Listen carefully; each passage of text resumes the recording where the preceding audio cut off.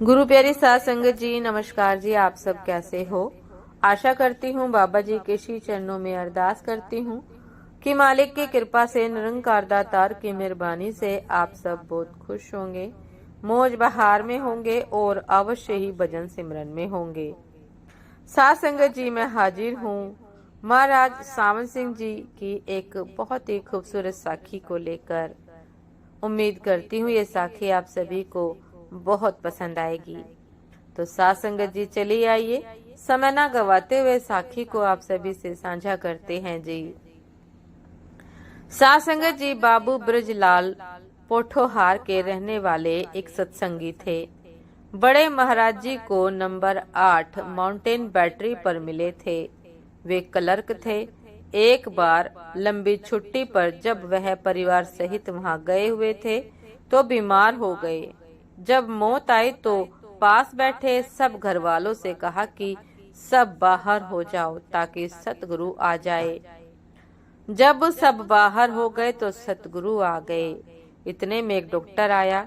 घर वालों को बाहर देखकर बोला कि अंदर चलो, ब्रजलाल को देखें। अब वह तो अपने ध्यान में मगन था। बिना बताए डॉक्टर ने शराब और अंडे से बनी हुई दवाई उसके मुंह में डाल दी। उसने पूछा कि यह क्या पिलाया है? डॉक्टर ने जवाब दिया कि दवाई है।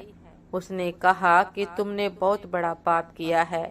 सतगुरु आए हुए थे, लेकिन अब वह यह कहकर चले गए हैं कि 4 दिन और तड़प ले, फिर तुझे ले जाएंगे, क्योंकि तेरे मुंह में शराब और अंडे डाले गए हैं।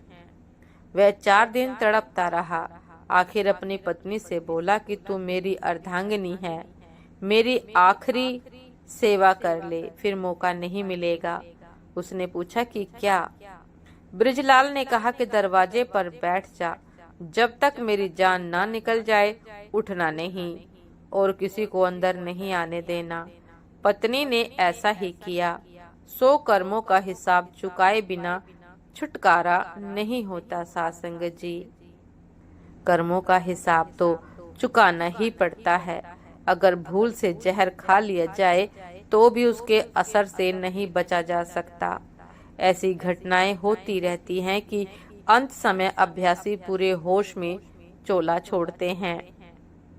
साध संगत जी, ये थी आज की एक बहुत ही खूबसूरत साखी कि अनजाने में यदि हमसे कोई भी कर्म होता है तो उसका भी हमें दंड मिलता है, या पुण्य कर्म यदि हम करते हैं तो उसका भी हमें कुछ ना कुछ उपहार स्वरूप अच्छा जीवन, अच्छा कर्म मिलता है।